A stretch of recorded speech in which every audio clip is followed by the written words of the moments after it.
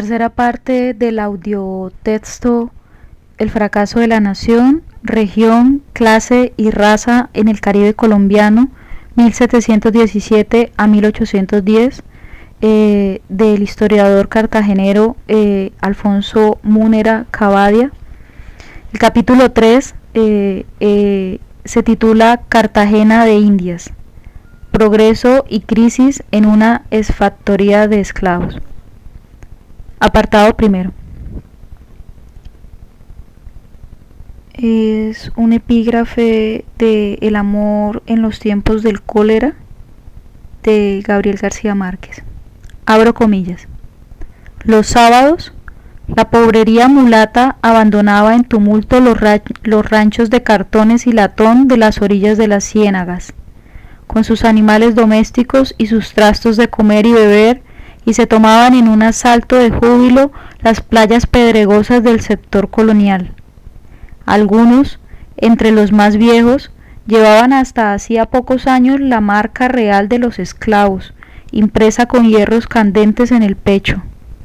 Durante el fin de semana bailaban sin clemencia, se emborrachaban a muerte con alcoholes de alambiques caseros, hacían amores libres entre los matorrales de Icaco, y a la medianoche del domingo desbarataban sus propios fandangos con trifulcas sangrientas de todos contra todos. Era la misma muchedumbre impetuosa que el resto de la semana se infiltraba en las plazas y callejuelas de los barrios antiguos, con ventorrillos de cuanto fuera posible comprar y vender, y le infundían a la ciudad muerta un frenesí de feria humana olorosa a pescado frito. Una vida nueva. Cierro comillas.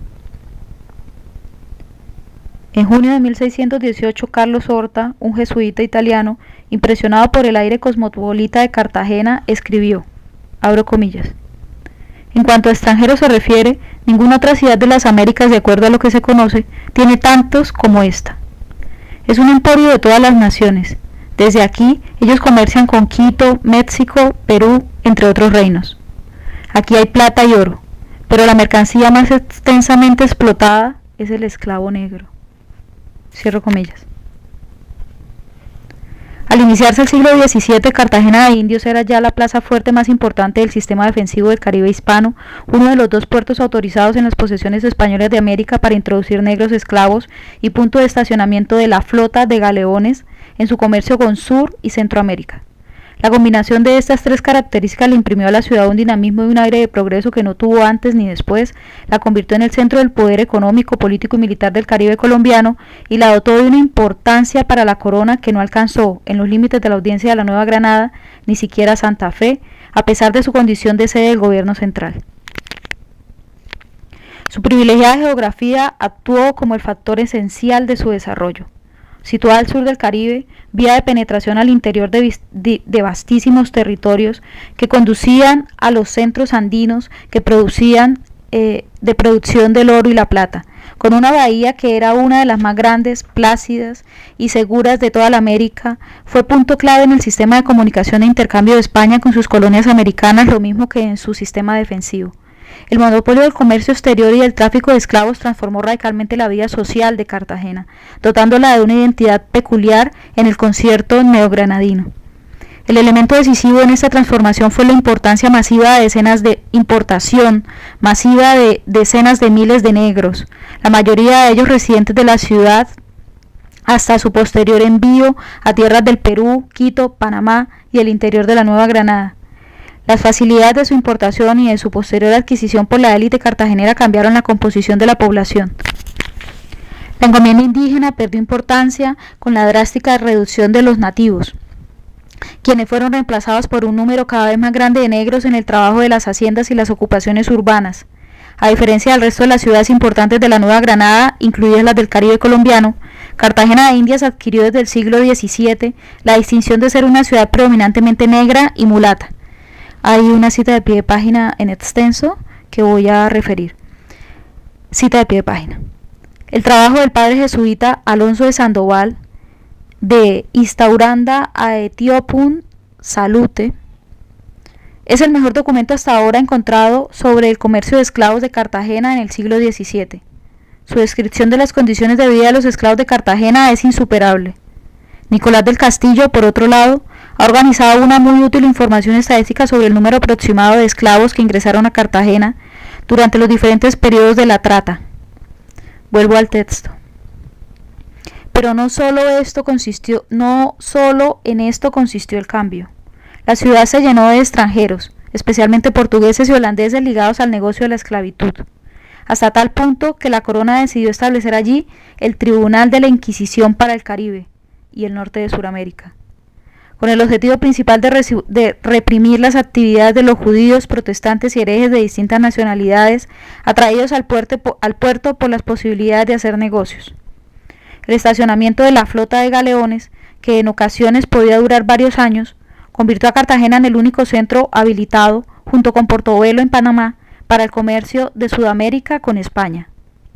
De toda la Nueva Granada, de Quito y hasta del Perú bajaban los comerciantes, con sus carteras llenas de oro y plata para comprar mercancías y esclavos en Cartagena. La ciudad adquirió así desde temprano su impronta de centro del comercio de la Nueva Granada, y con ello otra razón importante para proceder a dotarla de las seguridades de una plaza fuerte. Atraídos por sus riquezas, piratas y corsarios la sometieron a permanentes ataques y asedios, y en 1697 fue completamente saqueada por el pirata francés Jean Bernal Desgines, barón de Pointis. El episodio final de una serie de eventos y decisiones que la afectaron negativamente e introdujeron cambios profundos en su naturaleza. La trata de negros había decaído notablemente y el dudoso honor de principal puerto negrero en la América española recaía en Buenos Aires, ahora abastecedor principal del Perú. Cartagena ingresó al siglo XVIII en ruinas y abandonada como consecuencia del saqueo de los piratas. El ataque de Pointis tuvo lugar cuando se esperaba que la flota arribara al puerto de un momento a otro, razón por la cual se encontraba allí muchos comerciantes con grandes sumas de dinero destinadas a la compra de mercancías. Al apoderarse Pointis de esa capital, provocó la quiebra del comercio cartagenero, bastante afectado ya por la decadencia del sistema de flotas y la desaparición del monopolio de la introducción y venta de esclavos. En 1703 quedaban solo 8 españoles en la ciudad y en el censo de 1708 se contaron menos de 400 blancos. Apartado número 2. En el año de 1735, cuando Cartagena había recobrado ya bastante de su vieja animación, Jorge Juan y Antonio de Ulloa escribieron una memorable descripción de la vida social y económica de la ciudad. En ella dejaron un fino retrato de la composición de la sociedad cartagenera, tomando como factor de análisis el elemento racial. Gracias a estos ilustrados españoles podemos tener una visión de conjunto de cómo era Cartagena en la primera mitad del siglo XVIII y con ella medir la profundidad de los cambios sociales que tuvieron lugar en los años finales de la colonia. La abrumadora presencia de negros y mulatos definió el mundo social cartagenero descrito por los sabios españoles. Comillas, son las únicas personas, comillas, dicen, comillas, que se ven en la ciudad, las estancias y los pueblos, comillas. Constituían la fuerza de trabajo de las haciendas de los alrededores, trabajaban como artesanos y se ocupaban del resto de oficios menores de una ciudad portuaria y castrense como Cartagena de Indias. Al lado de los negros y mulatos crecía una población blanca, comillas, pobre y miserable, comillas, que prefería vagar por la ciudad porque, comillas, ya sean criollos o chapetones, desdeñan tal denigrante ocupación, entre paréntesis, trabajo manual, fin del paréntesis, queriendo trabajar en nada que sea menos que comerciar, fin de la comilla. Es interesante anotar que al analizar la composición de los sectores populares, Juan y Ulloa no mencionan para nada, ni una sola vez, la presencia de indígenas, lo cual indica hasta qué punto la población de Cartagena se había diferenciado del resto del Caribe colombiano y de la Nueva Granada en general, convirtiéndose en una especie de enclave esclavista, predominantemente negro, en medio de una sociedad de composición más heterogénea, con una gran influencia todavía de las culturas nativas. Es tan dominante la presencia de los sectores negros y mulatos que Ulloa y Juan no dejan de advertir un comportamiento cultural muy significativo, comillas. Todos son tan celosos de la casta a la que pertenecen, comillas, dicen, comillas, que si por descuido los llamas un grado por debajo del que realmente tienen, se ofenden grandemente y no pueden aceptar ser privados de tan precioso regalo de la fortuna. Cierro comillas. Por otro lado, los procesos inquisitoriales muestran que las prácticas sociales y religiosas de la población negra se encontraban difundidas en la ciudad, incluso entre los españoles y los llamados, comillas, blancos de la tierra, comillas. Sin embargo, lo que parece desprenderse también del informe de Juan Ulloa es que para el decenio de 1730 negros y mulatos vivían en general en la miseria, en una sociedad que apenas se recuperaba de los desastres de finales del siglo XVII y que no mostraba todavía el dinamismo que tendría varias décadas más tarde. Solo, comillas, blancos, comillas, integraban la élite económica de la ciudad. En una sociedad que parecía haber perdido sus antiguos aires cosmopolitas, el reducido grupo de los nacidos en España, dicen Juan y Ulloa, comillas, controlan todo el comercio de este lugar, comillas, mientras que, comillas, las familias de los criollos blancos manejan los intereses de la tierra, comillas. Entre estos últimos, algunos poseían grandes haciendas y conformaban una aristocracia que basaba la distinción de su linaje en el hecho de proceder de funcionarios españoles, venidos a la colonia a desempeñar cargos honorables. Sin embargo, según estos ilustres viajeros, el futuro de los vástagos de esta élite no era nada promisorio. La mayoría de ellos, no habiendo ejército ni armada naval, y con una burocracia muy pequeña, ante la imposibilidad de hacer fortuna por medio de estas vías tradicionales, cultivaban el ocio y la pasión por los juegos y la bebida. Todo parece indicar que la oficialidad militar estaba reducida a su mínima expresión en medio del abandono en que se encontraba la plaza, y que todavía a mediados del siglo XVIII Cartagena de Indias no parecía haberse recuperado del todo de la decadencia económica y social de finales de la pasada centuria, en la cual perdió su posición de privilegio en el manejo del tráfico de esclavos y el comercio con el Perú. Su comunidad de comerciantes era muy pequeña y estaba integrada únicamente por españoles. Hubo que esperar hasta los años 60 para que una nueva dinámica introdujera cambios profundos en la vida de Cartagena. Y en esta nueva dinámica, las transformaciones que sufrieron las distintas clases en la segunda mitad del siglo XVIII afectaron a fondo la relación de la ciudad con Santa Fe y con la corona española. Apartado número 3 del capítulo número 3 sobre Cartagena de Indias. Cartagena de Indias, progreso y crisis de una exfactoría de esclavos. Apartado número 3. Dichos cambios fueron propiciados por el espíritu de reforma que animaba a los funcionarios de Carlos III y que se traducía, en el caso particular de Cartagena, en el fortalecimiento de su estructura militar y en la expansión coyuntural de su comercio legal.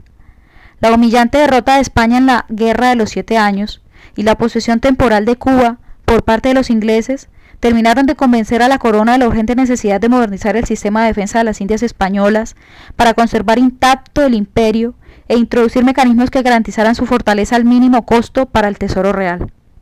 Cartagena, por su larga tradición de plaza fuerte estratégica del Caribe y por su papel de defensa de los territorios del interior de la Nueva Granada y del Perú, fue el principal objetivo de las reformas militares borbónicas en la Nueva Granada.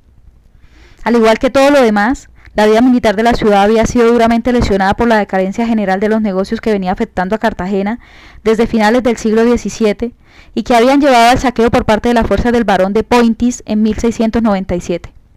En 1735, año en que Juan y Ulloa llegaron al puerto, la plaza estaba protegida por solo 179 hombres de 430 que tenía en 1691, y su equipo militar estaba prácticamente abandonado.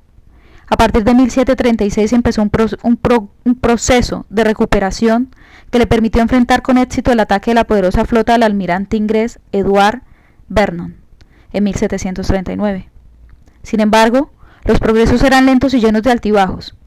Todavía en 1773, año en el cual se inició en firme la reforma, el regimiento fijo de Cartagena tenía solamente 621 hombres. A partir de este año su crecimiento fue notable, hasta llegar en 1780 a enlistar 1.312 soldados y 200 hombres de artillería, a los cuales habría que agregar los veteranos de las milicias de blancos y pardos, que tenían 1.890 soldados. Pero la reforma no solo significó dotación de personal militar. Tan importante como lo anterior fue la enorme inversión que se hizo en obras de fortificaciones, las cuales demandaron también la movilización de un número grande de personas para su ejecución. En una de ellas nada más, El cierre de Boca Grande en la bahía de Cartagena de 1771 a 1777 se gastaron más de 1,5 millones de pesos. En el presupuesto general de la obra presentado al rey, el ingeniero Antonio Arévalo calculaba la fuerza de trabajo básica requerida para ejecutarla en 500 hombres. En 1771 se encontraban ya trabajando en ella 600 experimentados artesanos que venían de realizar las complicadas obras de la muralla y la escollera de la marina.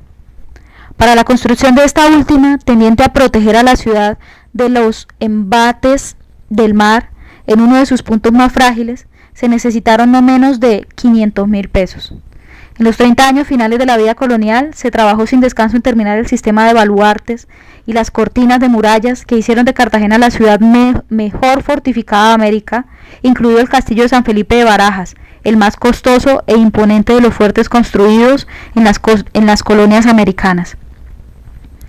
El sostenimiento del personal militar asignado a la plaza y la financiación de las fortificaciones demandaron un gasto anual elevadísimo que las rentas de la ciudad no podían cubrir. De 1766 a 1777, Cartagena gastó en su sostenimiento una suma promedio anual de 550,000 pesos, mientras que sus ingresos oficiales no superaban los 200,000 pesos anuales. Los restantes 350,000 pesos los adquiría del llamado situado, proveniente en su mayor parte de las provincias de la Nueva Granada y también de Quito y México. De los 623,380 pesos declarados como gastos del Tesoro de Cartagena en 1777, en obras de fortificación y mantenimiento del ejército se invirtieron 373,000, es decir, más del 50%. En 1810, un año antes de la declaración de independencia absoluta, la ciudad estaba recibiendo entre 300,000 y 400,000 pesos para pagar por su costosa función militar. La insistencia de la corona en fortalecer militarmente a Cartagena, más sistemática y permanente en el último cuarto del siglo XVIII, trajo entonces varias consecuencias importantes para la ciudad.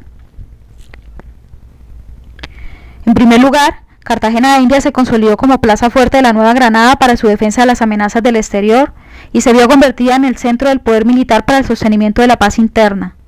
La primera gran revuelta en tierras del interior contra el gobierno español, la Revolución de los Comuneros, tuvo que ser sometida por el regimiento fijo de Cartagena. En segundo lugar, asumir en firme el papel de fortaleza militar incrementó el nivel de dependencia de la ciudad con respecto a los recursos provenientes de fuera. Ahora, además de los dineros enviados por México y Quito, todas las provincias de la Nueva Granada tenían que enviar sus excedentes para cubrir el sostenimiento de Cartagena. El presupuesto de este puerto del Caribe era casi el doble del de Santa Fe, sede del Virrey y de la Real Audiencia. En tercer lugar, se presentó un crecimiento notable de la población. Cerca de 800 nuevos soldados, muchos de ellos con familias, se incorporaron al regimiento fijo de 1772 a 1780. En cuarto lugar, las inversiones de millones de pesos en sostenimientos del ejército fijo y en obras militares significaron una inyección muy saludable en la desfallecida economía de la ciudad. Y una de las consecuencias más importantes de las inversiones militares fue el crecimiento de la comunidad de artesanos. Por último, el establecimiento en firme de las milicias de pardos, con los privilegios propios del fuero militar, tal como ha sido estudiado por Alan Cuete, fue un factor de primer orden en las transformaciones que sufrió el grupo de los artesanos mulatos, y a los cuales nos referiremos más adelante. El comercio de Cartagena, por otra parte, había progresado notablemente en las 2 décadas siguientes a 1760. La última flota de galeones había arribado a la ciudad en 1739. Como consecuencia de la guerra con Inglaterra, iniciada un año después, y de la ausencia de comercio, Cartagena había perdido su comunidad de comerciantes, la mayoría de los cuales había regresado a España, incluidos los diputados de la Escuela de Cargadores de Cádiz. Hasta 1756 no hubo agentes comerciales de Cádiz en Cartagena. Los únicos en la Nueva Granada se encontraban en Panamá, Guayaquil y Quito. Y en 1757 había solo 15 comerciantes españoles establecidos en Cartagena. Sin embargo, en 1778, 21 años más tarde, había por lo menos 50, y de 1784 a 1793, los únicos 10 años continuos de paz que tuvo el Imperio Español en los últimos 40 años de dominio colonial sobre la Nueva Granada, El volumen del comercio legal se había duplicado en relación con un número similar inmediatamente anterior a la guerra de 1779-83. Todo parece indicar que se había iniciado una significativa revitalización del comercio con los puertos españoles, aunque no se logró superar niveles muy modestos comparados con la actividad comercial de otras colonias españolas de América. Después de 1795, las guerras imperiales se encargarían de destruir la pequeña bonanza del comercio legal. Poca importancia tiene ya el viejo debate acerca de si este modesto progreso se debió al impacto del reglamento del libre comercio. En sustancia, la estructura del comercio legal permaneció inalterable y sucumbió para siempre con el estallido de la guerra de 1795. Más importante para entender los sucesos políticos que se avecinaban es comprender cómo influyó en el carácter de la sociedad cartagenera de finales del siglo XVIII la presencia de una nueva comunidad de comerciantes. ¿Tenía esta algo de diferente en relación con las anteriores? En realidad, por primera vez se puede hablar de la existencia de una comunidad de comerciantes de Cartagena. Según Juan y Ulloa, el patrón tradicional observado por estos en la primera mitad del siglo XVIII era el de asumir su estadía en el puerto como un asunto temporal y de negocios. No se sentían ni actuaban como miembros de la sociedad cartagenera y, apenas podían, regresaban a sus lugares de origen en España. Por el contrario, 20 de los 50 comerciantes registrados en 1780 se habían casado y establecido su residencia principal en Cartagena. Entre ellos se encontraban varios de los más ricos e influyentes en los asuntos locales. Por haberse integrado a la comunidad se les prohibía pertenecer a la Escuela de Cargadores de Cádiz y se les negaba los privilegios de la exención del servicio militar y de ser juzgados por una corte mercantil.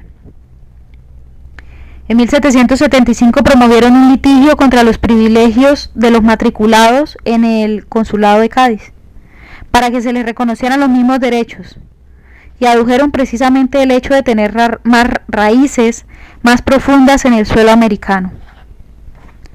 En el último cuarto del siglo XVIII, el grupo de los comerciantes avecindados en la ciudad tenía en sus manos el control de la política municipal y hacía parte de las altas clases sociales, a pesar de que varios de ellos, todavía en 1780, trabajaban en ocupaciones humildes como mercaderes de tienda o dependientes.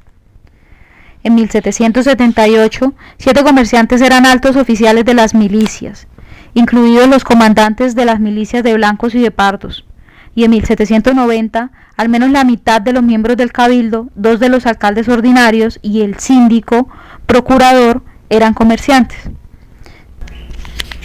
Cita a pie de página. En 1790 eran miembros del Cabildo de Cartagena, en calidad de regidores, los siguientes comerciantes: José Izquierdo, Manuel José Vega, Juan Goenaga, Gregorio Gómez, Manuel Faustino de Mier y Matías Rodríguez Torices. Los alcaldes ordinarios fueron Juan Francisco Martín y José Antonio Valdés. El síndico procurador fue José Ignacio de Pombo. Juan Fernández de Moure y Salvador Gaviria fueron respectivamente los comandantes de las milicias de blancos y pardos. Vuelvo al texto. Para finales del siglo, la diferencia entre matriculados del Consulado de Cádiz y vecinos había perdido toda su importancia práctica, y la comunidad de comerciantes actuaba como un cuerpo compacto, consciente de su poder en los asuntos internos de la ciudad.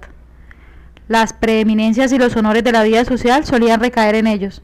Financiaban y presidían las fiestas populares y religiosas, organizaban el suministro de alimentos en épocas de guerra y compraban al final de su vida distinciones honorarias como la de pertenecer a las órdenes nobiliarias españolas. Vivían rodeados de toda clase de lujos, en especial de un número grande de esclavos. Pero por otro lado, los virreyes no tenían ninguna duda de que buena parte de los miembros de esta distinguida comunidad de comerciantes pertenecía a la red de contrabandistas más poderosa del virreinato y probablemente de la América española.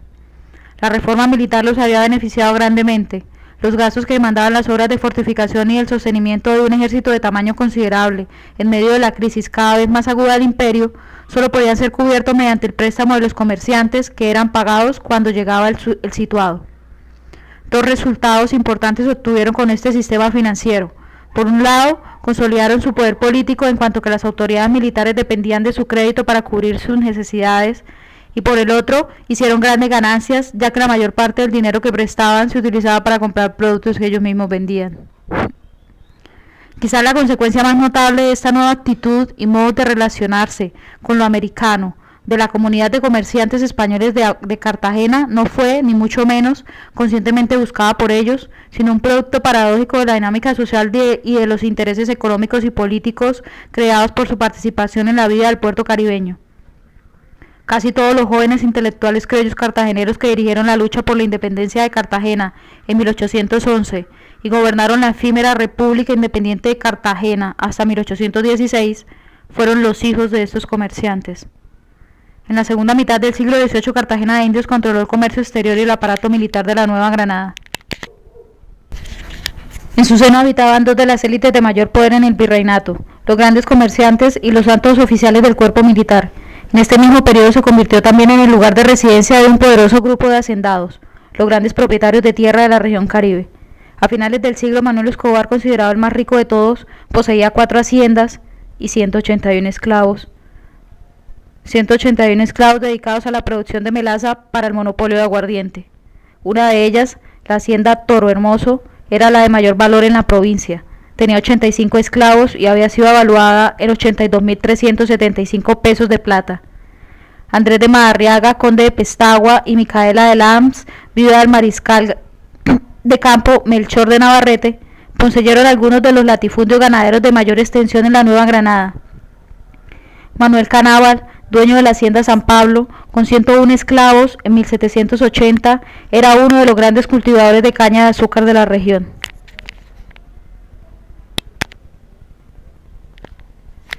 Apartado cuarto del capítulo tercero.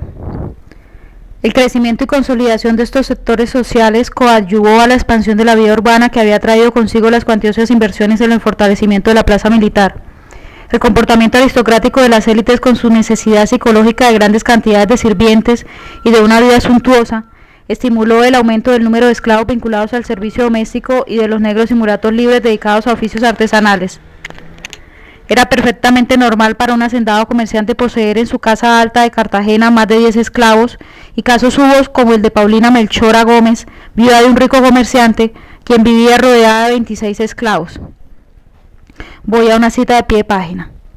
Para la segunda mitad del siglo XVIII, dos de las personas más ricas en Cartagena eran viudas de comerciantes, Paulina Gómez y la marquesa de Valdehoyos. Vuelvo al texto.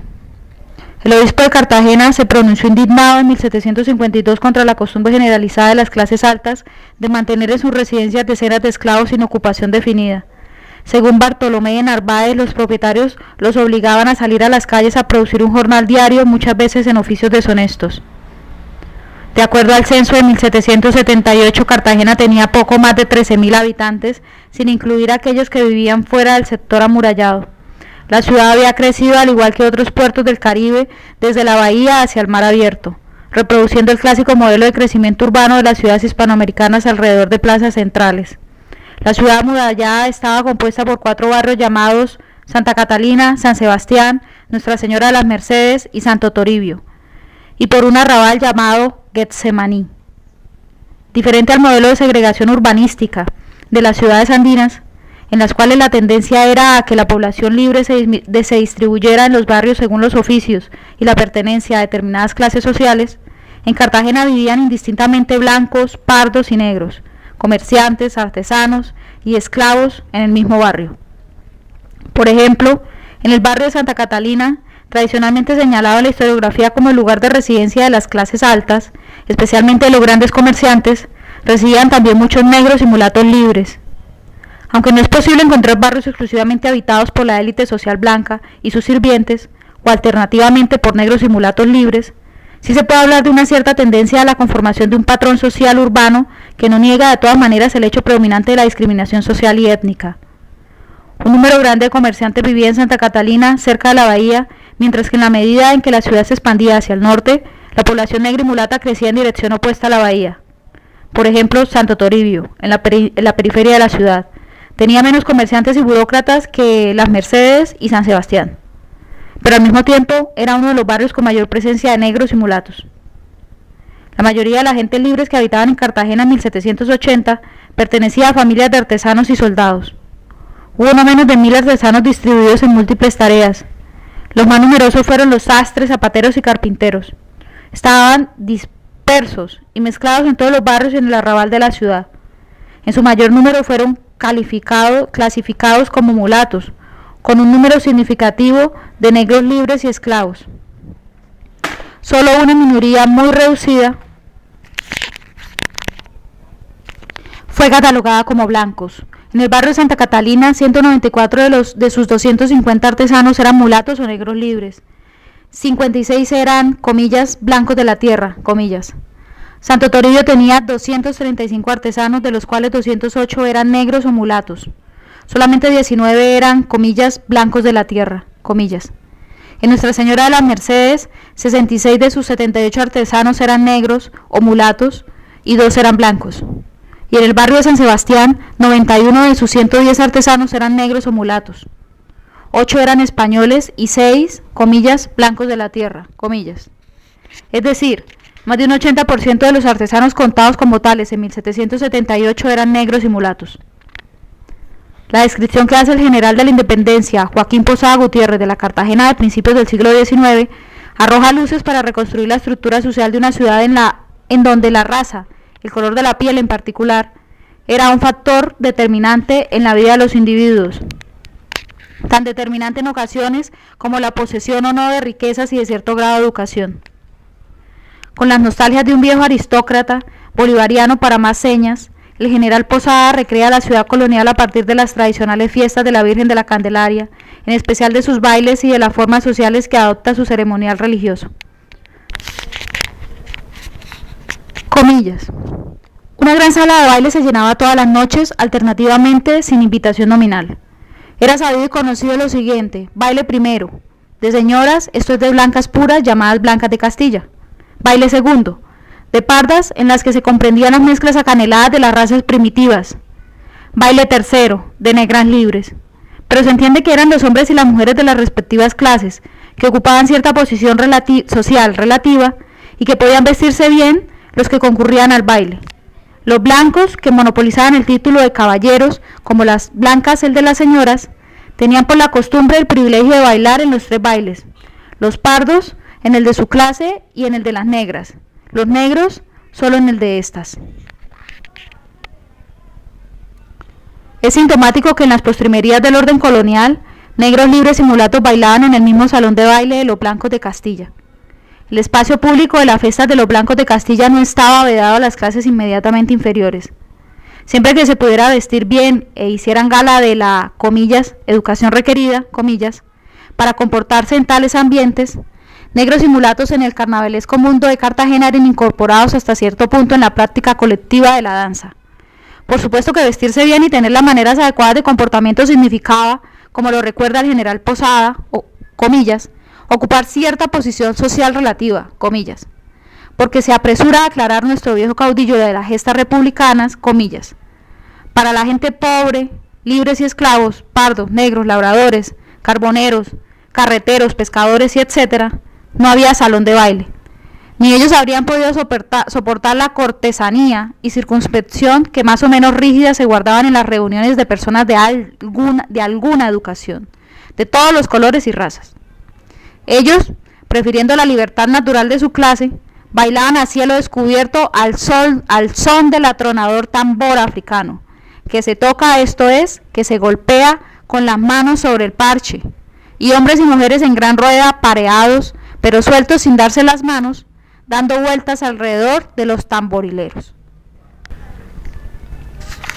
Ante la imposibilidad de ser admitidos en los bailes de primera y sintiéndose superiores a los de segunda y tercera, los, comillas, blancos de la tierra, cierro comillas, y los cuarterones preferían organizarlos en sus casas, gozando allí de la compañía de los blancos de Castilla.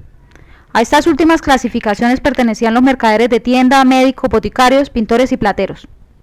No parecía difícil percibir en los mulatos y negros libres de, comillas, cierta posición social, cierro comillas, autorizados a participar, con restricciones humillantes, de la misma sala de baile de los blancos de Castilla, la formación de una clase de artesanos relativamente educados y prósperos, ansiosos de ser reconocidos y aceptados por las clases altas y con el beneficio de una tradición urbana de puerto de contrabandistas, ajena a las disciplinas de una sociedad de plantación.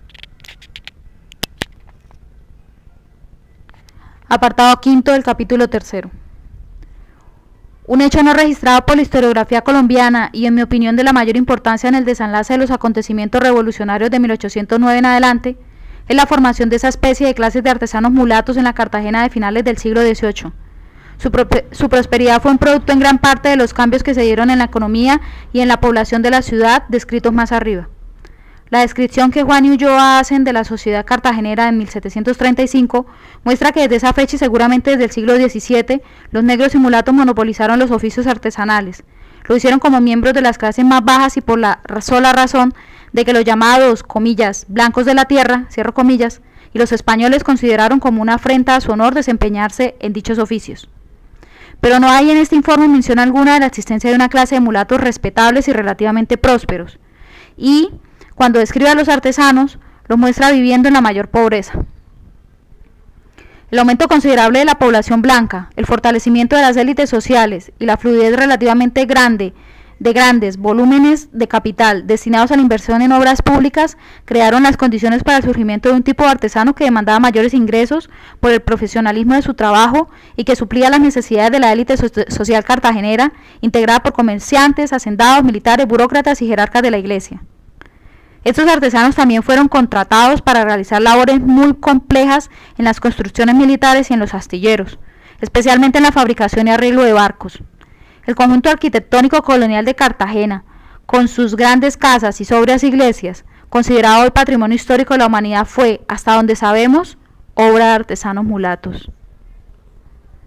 Ya en 1778 encontramos a algunos de ellos disfrutando de un estilo de vida bastante holgado. Habitaban en, comillas, casas altas, cierro comillas, y poseían esclavos, símbolos ambos de un estatus social elevado entre los llamados blancos. Félix Herrera, un platero mulato, es un buen ejemplo.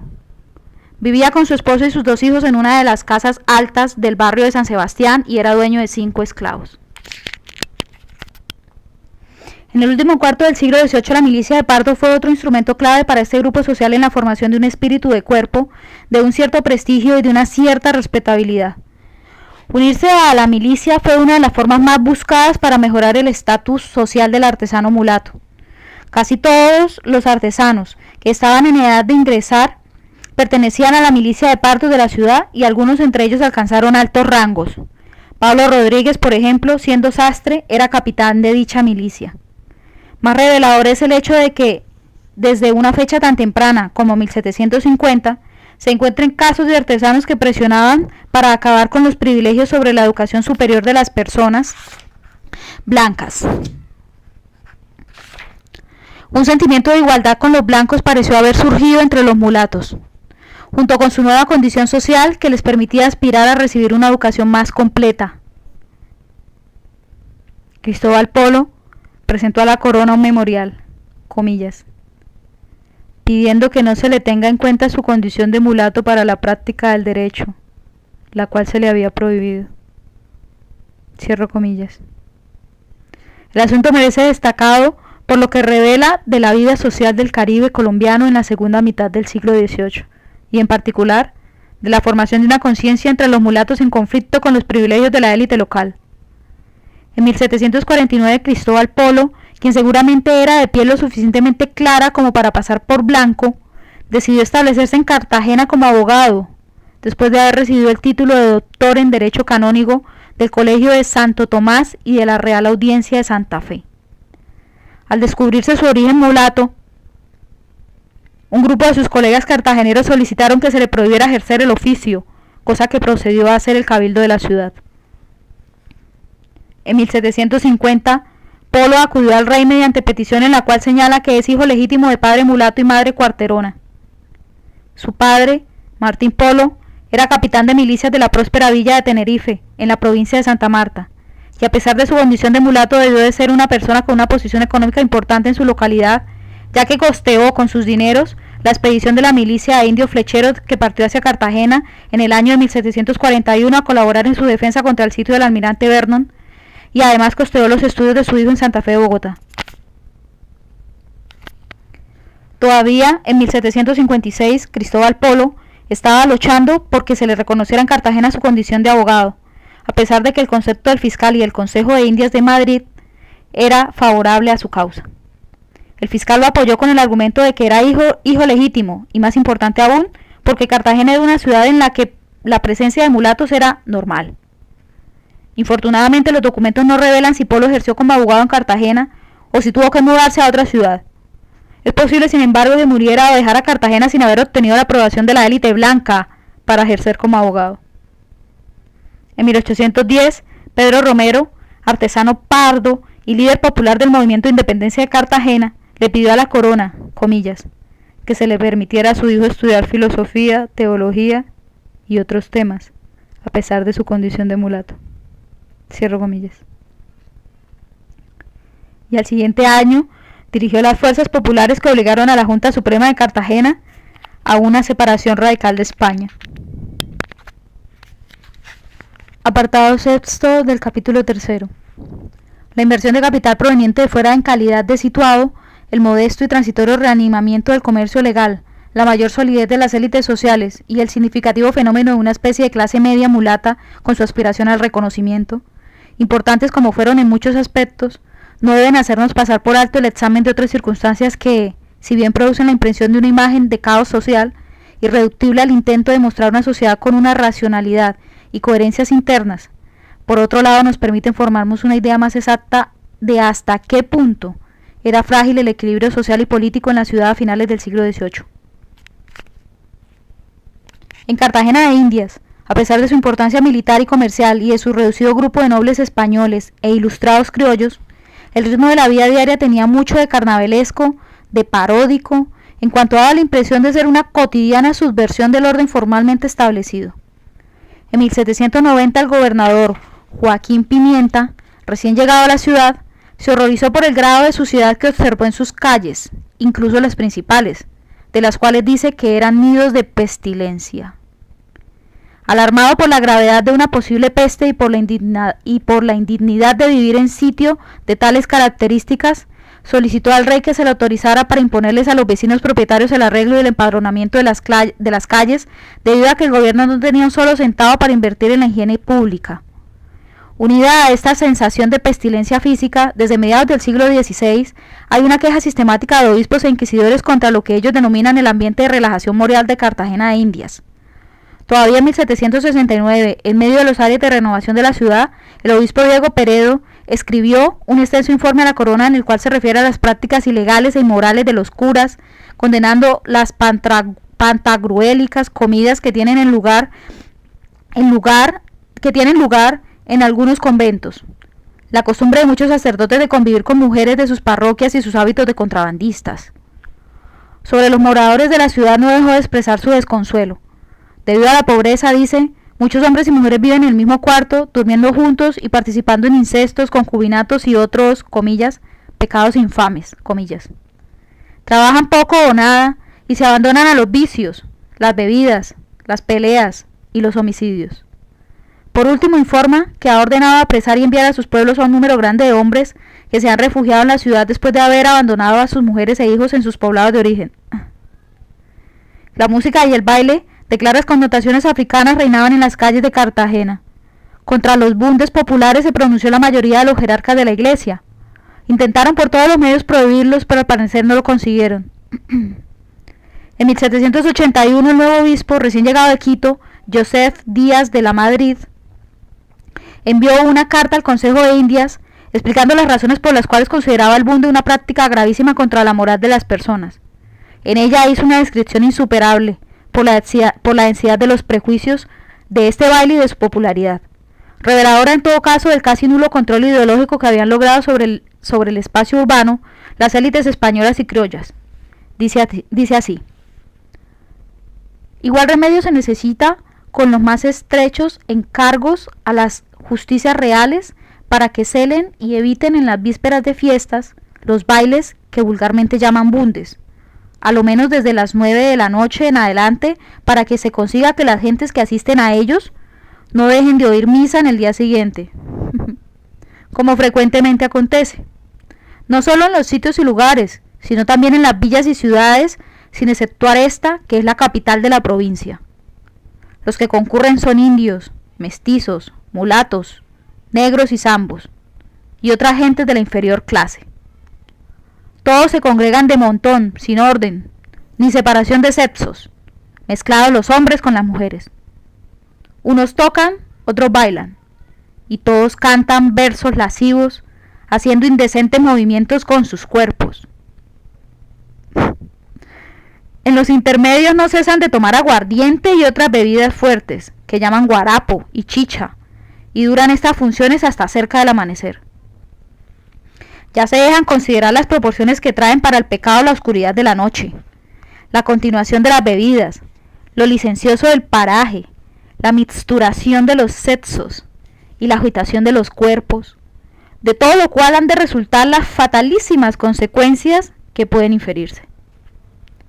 Y de aquí dimana que embriagados los unos, entorpecidos los otros, y cansados y rendidos del sueño todos, o no vayan a la misa en la mañana siguiente, que es lo más ordinario, o no puedan oírla con la competente devoción. Ningún medio de cuantos me he valido ha sido bastante para contener estos daños.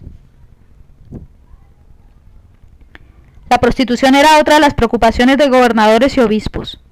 En 1750, el gobernador Salas le hizo llegar a la corona un informe sobre lo generalizado de la prostitución entre las esclavas negras y el poco cuidado que tenían los amos en controlar esta práctica, más interesado en que dichas negras produjeran un jornal diario. Malditos.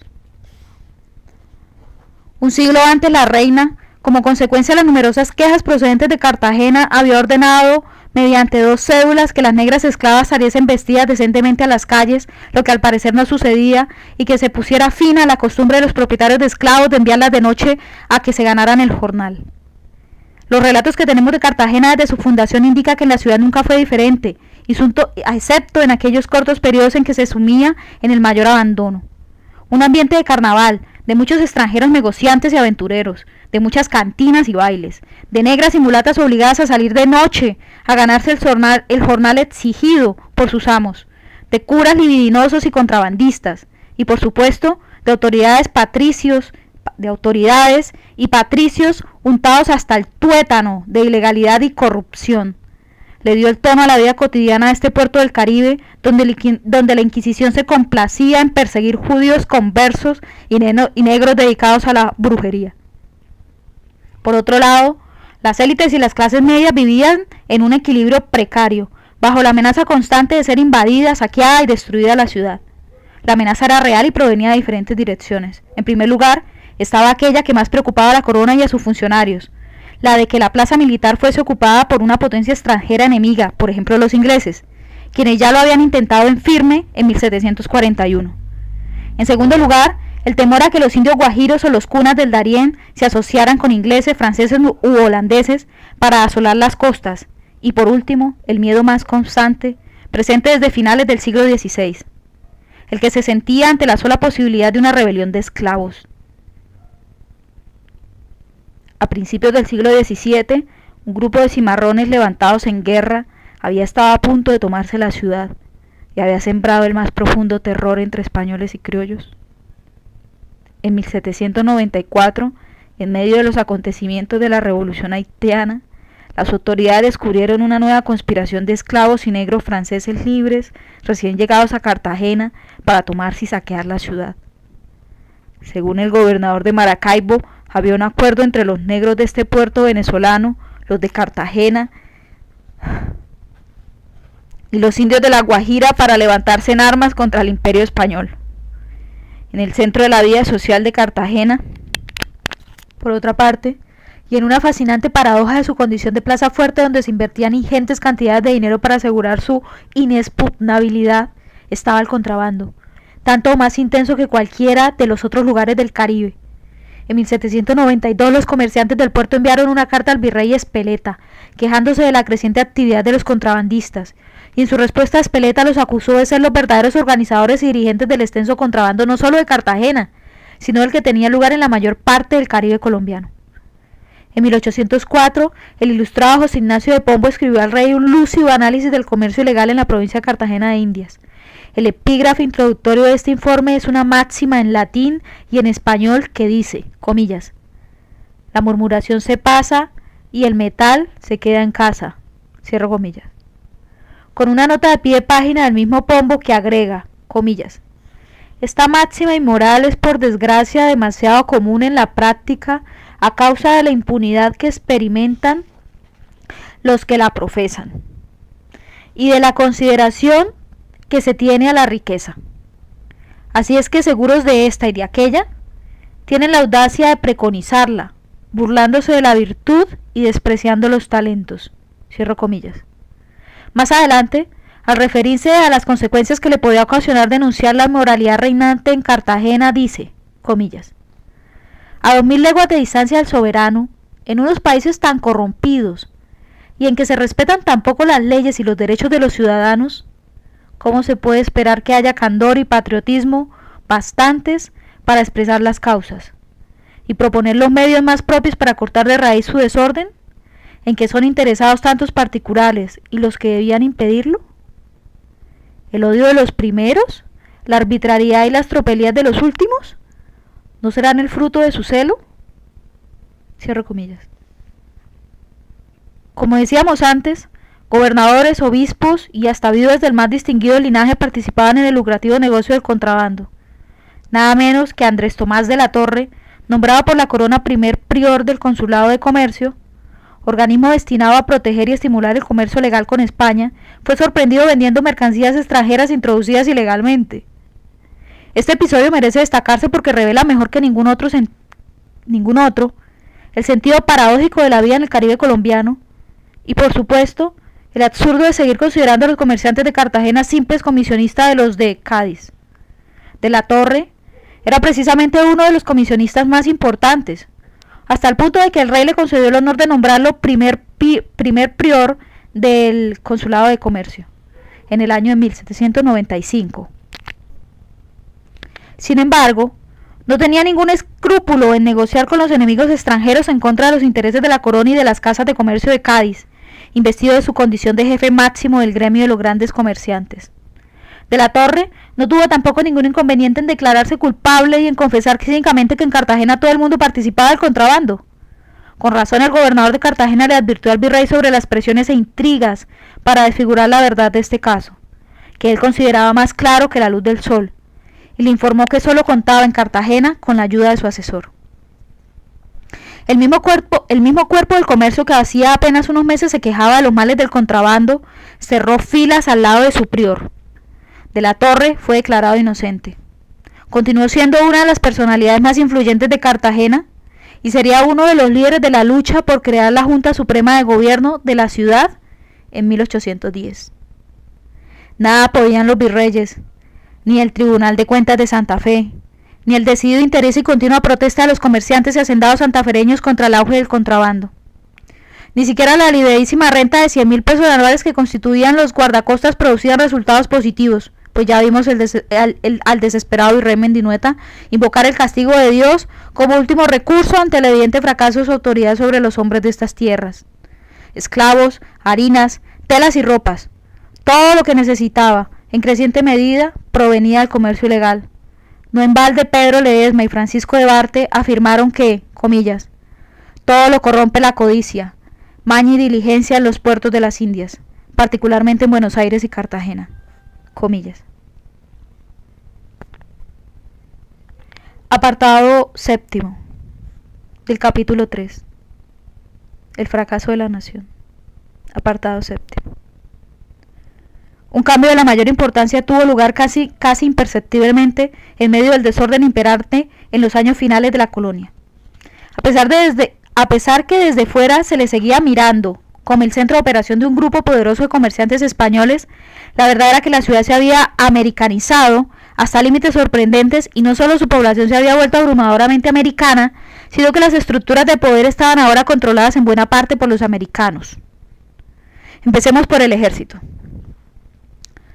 Desde mediados del siglo XVIII comenzó la tendencia a tratar de americanizar, contra toda prudencia por parte de la corona, los regimientos estacionados en Cartagena.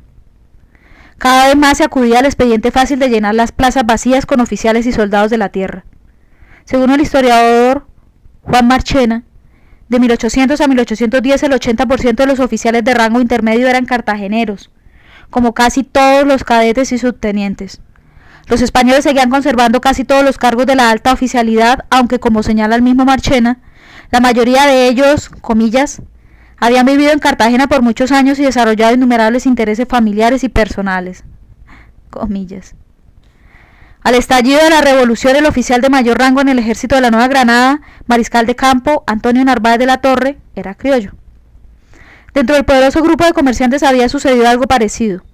En primer lugar, la mayoría de los comerciantes españoles del Consulado de Comercio tenían en 1810 por lo menos 20 años de vivir en Cartagena, donde habían criado a sus hijos, montado negocios prósperos y alcanzado honores en la vida pública.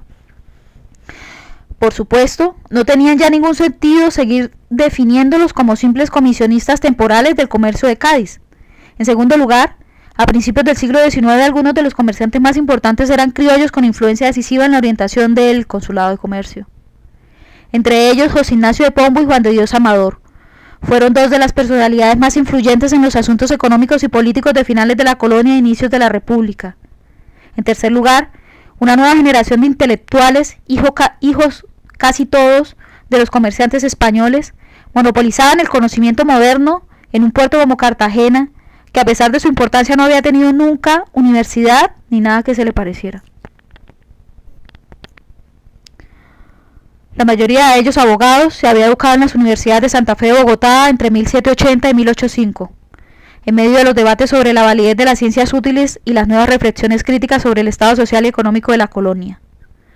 No es extraño que en este mismo periodo el Consulado de Comercio se enredara en una violenta disputa con el virrey Amari Borbón por una nueva imprenta que este gremio había comprado sin aprobación previa de las autoridades virreinales y cuyo uso había sido prohibido de manera drástica por estas con el apoyo de Madrid.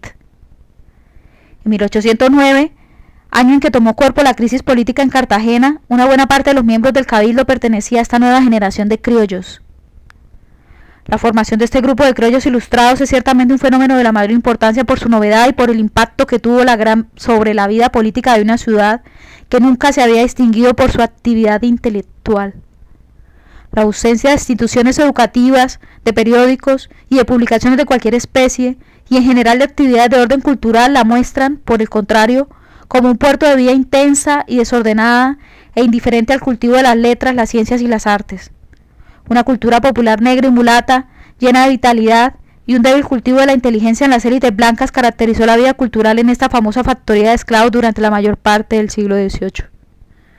Después de 1780, sin embargo, Cartagena se volvió un centro de una muy febril actividad intelectual.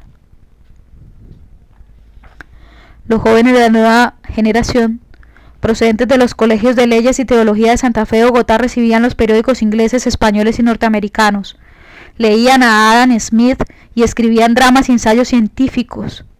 Se propusieron la creación de una universidad pública en Cartagena y quisieron crear escuelas de matemáticas y dibujos. El hecho de provenir este grupo de ilustrados de padres españoles, comerciantes casi todos y miembros de la clase alta de peninsulares de la ciudad, no es un dato despreciable por cuanto explica en gran medida su carácter de representantes de una época de transición y, por lo tanto, su actitud contradictoria hacia los cambios que se avecinaban. El mariscal de campo y comandante general de los ejércitos de la Nueva Granada, Antonio de Narváez y la Torre, y el doctor en leyes y comerciante, José Ignacio de Pombo, sintetizan el nuevo modo de sentir y las características propias de la generación de intelectuales criollos de principios del siglo XIX. Antonio de Narváez nació en Cartagena en 1753, de padres españoles, ambos de la más alta jerarquía social. Desde muy joven ingresó a la carrera de las armas, graduándose de ingeniero militar, profesión en la cual se consagró como uno de los más brillantes constructores de fortificaciones. En su larga hoja de vida al servicio del rey, ocupó las posiciones más importantes de su oficio sin que para ello fuera obstáculo su condición de criollo.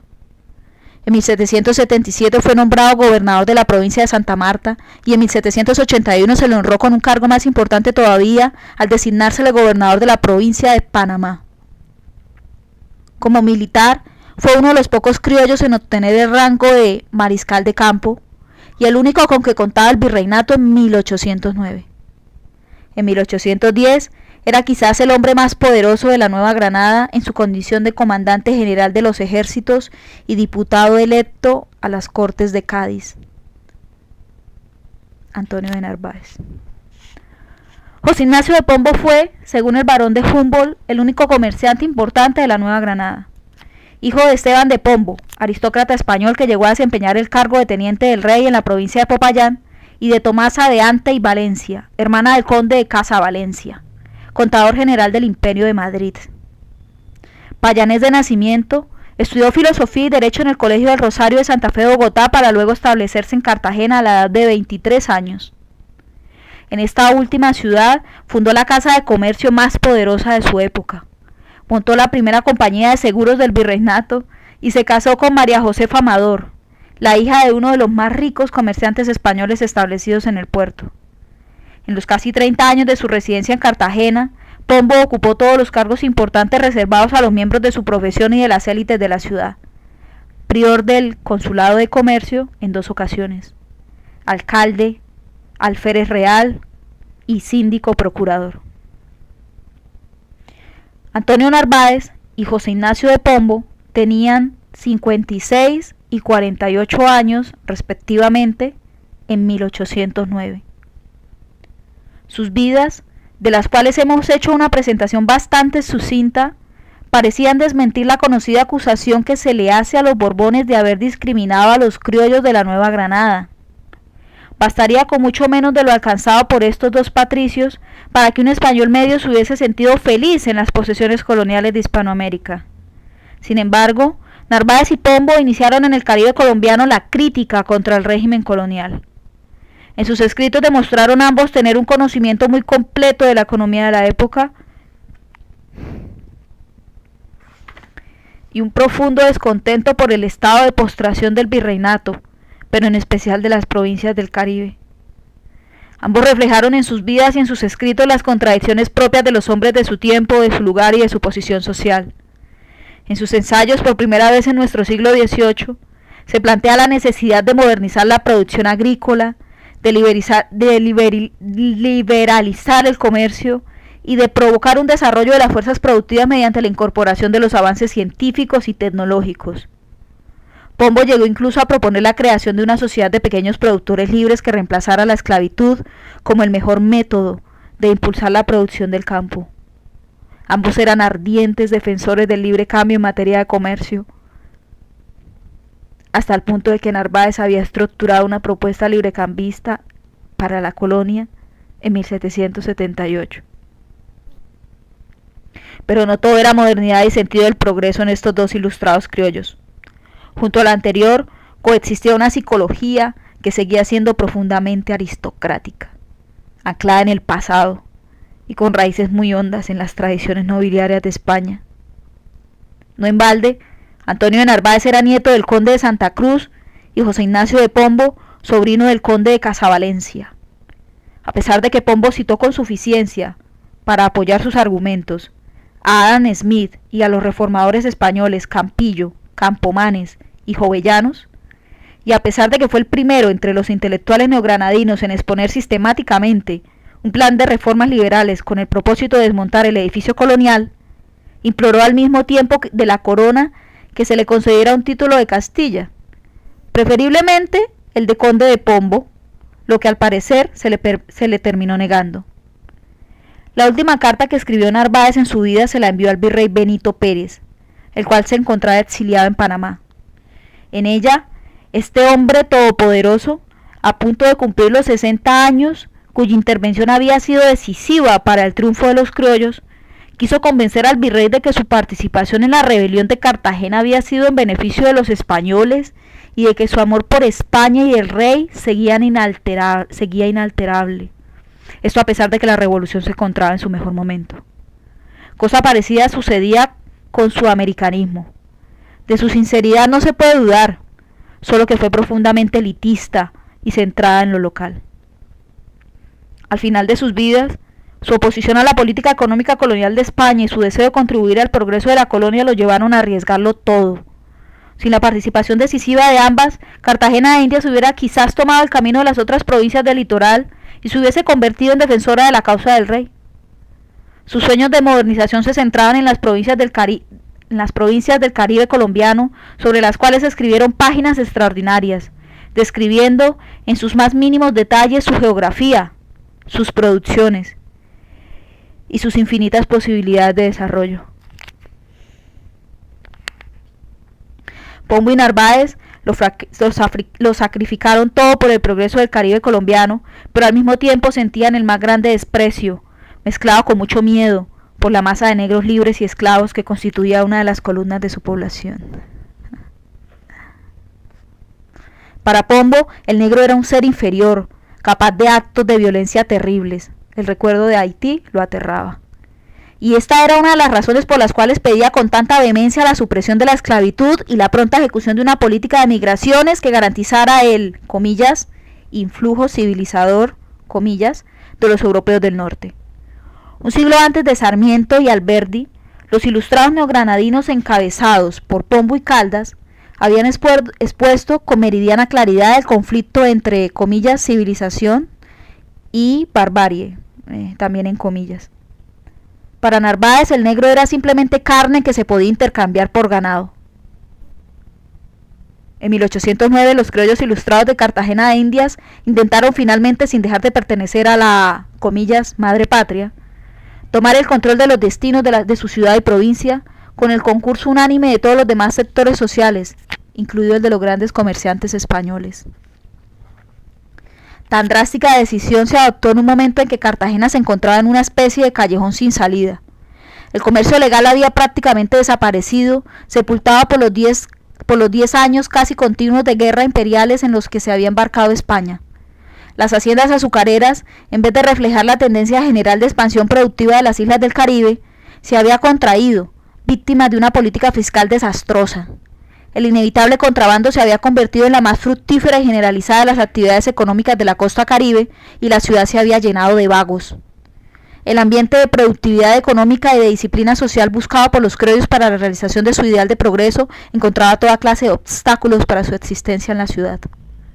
En el intento de ganar el control de la vida económica y política de la provincia, la élite criolla española llevaría a extremos graves el conflicto con las autoridades centrales hasta un punto en el cual perdió el control de la situación. La historia de ese conflicto, contrario a lo que tradicionalmente se ha escrito, no se inició con la crisis política de principios del siglo XIX.